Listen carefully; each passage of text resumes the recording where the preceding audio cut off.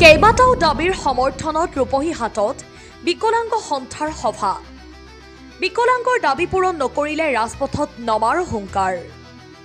নগাঁও জিলাৰ ৰূপহীহাটত আজি অনুষ্ঠিত বিকলাংগ সন্থাৰ সাধাৰণ সভাত চৰকাৰলৈ পুনৰবাৰ দাবী উত্থাপন কৰে সৰু অসম বিকলাংগ সন্থাৰ নেতৃবৃন্দই। উল্লেখ্য যে নগাঁও জিলা বিকলাংগ সন্থাৰ সহযোগত ৰূপহীহাটৰ পূব শিঙিমাৰী মুক্তাব স্কুল প্ৰাংগণত কেইবাশ দিব্যাংগ লোকৰ উপস্থিতিত অনুষ্ঠিত এই সভাত দীনদয়াল দিব্যাংগ পেঞ্চন আঁচনি বাহাল ৰখাৰ লগতে মাহিলী পেঞ্চন ১,০০০ টকাৰ পৰিৱৰ্তে ৫,০০০ টকালৈ বৃদ্ধি কৰা, ১৯৮১ চনৰ পৰা বৰ্তমানলৈ অসম চৰকাৰৰ বিভিন্ন বিভাগত খালী হৈ থকা বেকলগ পদসমূহ পূৰণ কৰাৰ উপৰিও মুঠ ২৩টা দাবী উত্থাপন কৰে। চৰকাৰে অচিৰেই এই দাবী ৰূপায়ণ নকৰিলে বিকলাংগসকল পুনৰ আন্দোলনৰ কাৰ্যসূচী গ্ৰহণ কৰিব বুলি চৰকাৰক সকীয়াই দিয়ে। ইমৰান হুছেইনৰ সভাপতিত্বত অনুষ্ঠিত এই সভাত সদৌ অসম বিকলাংগ সন্থাৰ সভাপতি বিপুল দাস, কাৰ্যকৰী সভাপতি দিলীপ কুমাৰ ৰয়, উপদেষ্টা জয়ন্ত শৰ্মা আৰু সদৌ অসম বিকলাংগ সন্থাৰ মুখ্য সম্পাদক ৰহিম বাদশ্বাহ আহমেদে ভাষণ প্ৰদান কৰে। মুখ্য সম্পাদক ৰহিম বাদশ্বাহ আহমেদৰ ভাষণত আৱেগিক হৈ পৰে শতাধিক বিকলাংগ লোক। নিউজ ডেস্ক ৰিপৰ্ট, বি সংবাদ। লাষ্ট কৰে বুলি কৈ মিছা কথা কৈছো বিয়া দিয়াৰ কাৰণে, যদি বিয়া দিয়াৰ ক্ষেত্ৰত যদি কোনোবাই নলয়, কিন্তু আমি মিছা কথা কৈ বিয়া দিলো।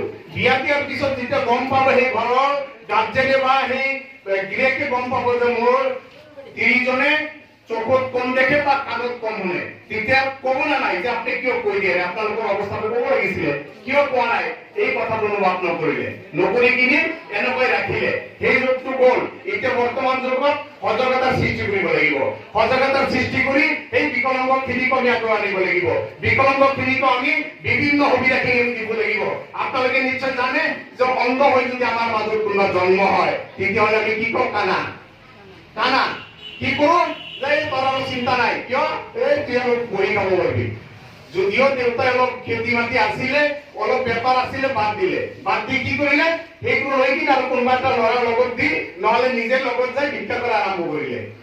ভিক্ষা কৰে, সি চিন্তা নকৰিলে যে ওপৰৱালাই এনে অন্ধ বনাই দিছে, তাৰ পিছতো যদি সাৰা জীবন তাকে আমি এই ভিক্ষা কৰাই খোৱাৰ কাৰণে আমি কৰো, সেই চিন্তাটো অভিভাৱকসকলে কৰা নাই, যাৰ কাৰণে ভিক্ষা কৰাৰ কাৰণে পঠাই দিয়ে। মই অনুৰোধ কৰিম, ব্লাইণ্ডৰ কাৰণে ব্লাইণ্ড স্কুল আছে, অন্ধ স্কুল আছে, ভিক্ষামুখী নকৰিব।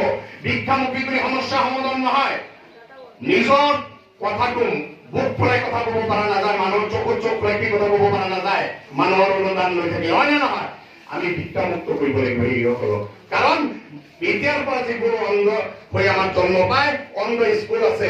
আপোনালোকে নিশ্চয় জানে যে অন্ধৰ ব্ৰেইলি চিষ্টেম লেখাপঢ়া কৰাৰ কাৰণে অন্ধ বিদ্যালয় আছে। আপোনালোকে অলপ কষ্ট কৰি ল'ৰা ছোৱালীখিনিক স্কুললৈ, বিদ্যালয়লৈ নিয়াৰ ব্যৱস্থা এটা কৰক। চৰকাৰেও বিচাৰিছে, প্ৰাইভেট বেলেগে কৰাতকে গোটেই স্কুলতে দিছে, আৰু তাত কিছুমান দিছে, কিছু সুবিধা দিছে, ট্ৰেইনিং দিছে, কিছুমান আছে তাত তেনেকুৱা কৰা। গতিকে মই যিটো ধৰি নাই, তেওঁলোকৰ মগজ বহুত আছে, পিছে দ্বীপ আৰু যিটো ববা আৰু অন্ধৰ কাৰণে অলপ অসুবিধা আছে, অলপ অসুবিধা আছে। এই চৰকাৰী তথাপিতো তেওঁকো শিকায়, অন্ধবিলাককো শিকায়।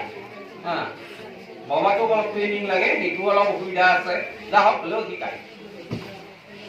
গতিকে আপোনালোকে এইটো কৰিবই নিশ্চয়, তেতিয়াহে আমি আমাৰ তোমালোকৰ সুবিধাখিনি